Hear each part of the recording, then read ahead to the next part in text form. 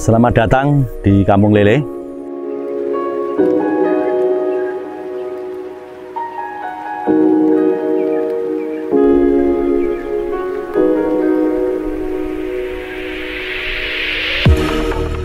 Di sini Kampung Lele sebenarnya ada sejarah yang terbentuknya suatu Kampung Lele. Pada saat itu saya punya sawah yang kita tanami padi. Tanam padi, sawah itu kebetulan terletak di pinggir desa. Kemudian kalau sudah mulai tanam itu diserang oleh ayam peliharaan masyarakat.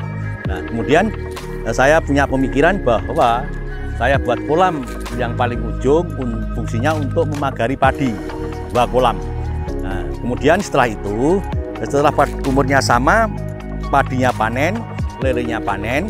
Nah, kemudian yang dipagari dengan pagar itu lebih menguntungkan pagarnya. Artinya kolam yang untuk pagar itu dengan padi yang satu patok itu justru menguntungkan yang lelenya. Nah, kemudian itu mendapatkan suatu aspirasi saya. Nah, lele itu mempunyai ekonomi yang lebih tinggi. Kemudian setelah panen orang-orang melihat, wah ini menguntungkan, dia ikut. Kemudian ada 16 orang.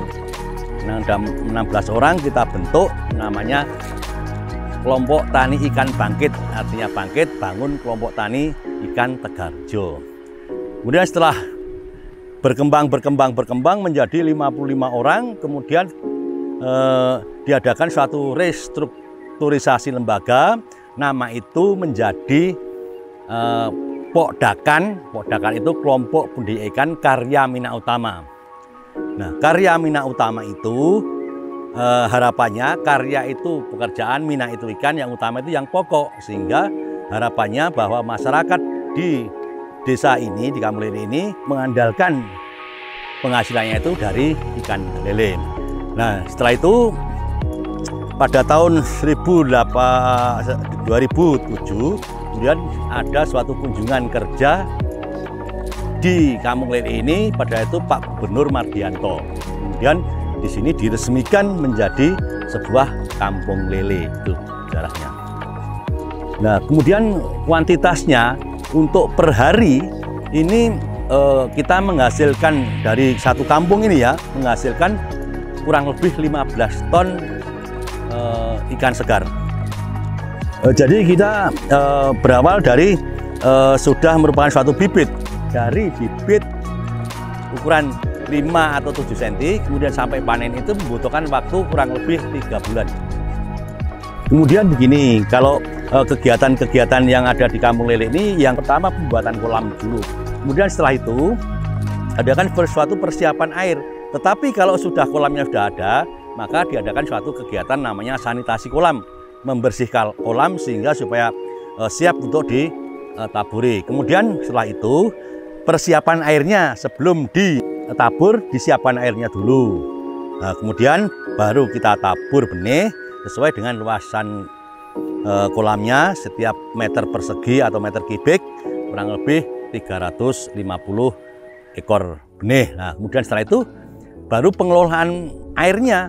Pengelolaan airnya itu baru kita jog secara berkala.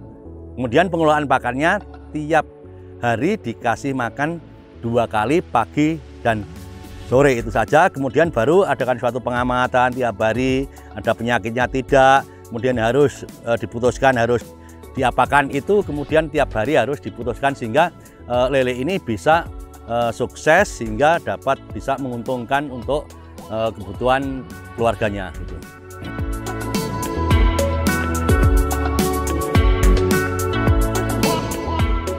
Jadi yang ideal itu ukuran kolam itu lebarnya 4, sehingga nanti dalam kegiatan sanitasi itu tidak memakan tenaga yang lebih besar. Kemudian kalau panjangnya itu adalah 10 atau lebih, menyesuaikan dengan lokasinya ini. Nah, kemudian kalau 4 kali 10 itu luasnya 40 meter persegi. Nah, kemudian 1 meter 300 ya, kira-kira 10 sampai 12.000 ekor.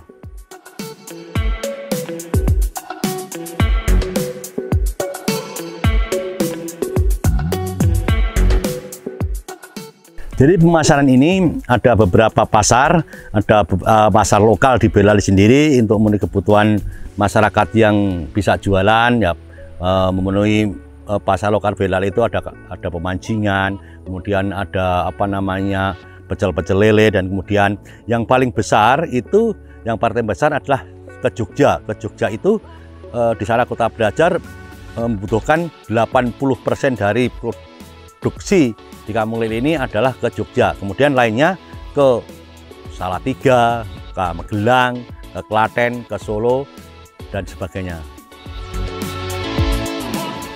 Ya, hasil-hasil olahan itu sebetulnya begini, yang diolah itu lele-lele yang sudah namanya terlalu besar, sudah over size. Nah, kemudian kita ada pengolah, kemudian yang oversize itu ditampung, kemudian diolah bisa menjadi abon lele, bisa menjadi keripik lele.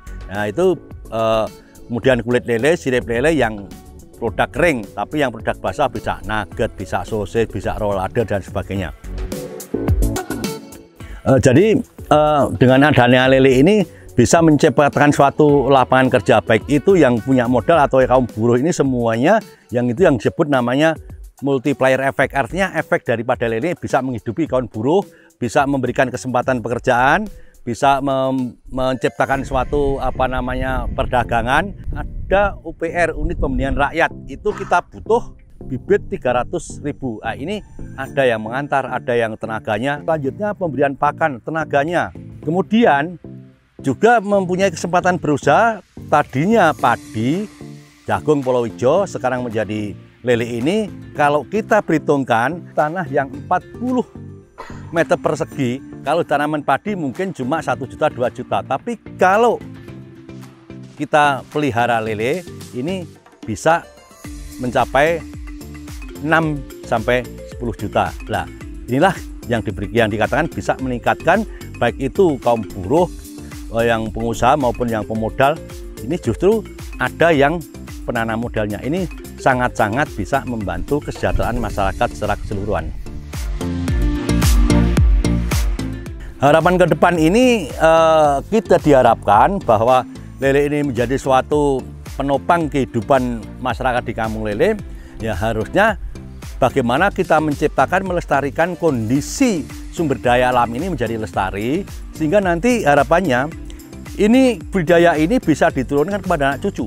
Jangan sampai kita 2 tahun sudah hilang, tapi kita turunkan anak cucu sehingga kita pertahankan kondisi sumber daya alam yang ada ini supaya lestari, sehingga nanti tidak terjadi kendala-kendala dalam budaya itu sendiri. Mari kita berkunjung ke Kampung Lele.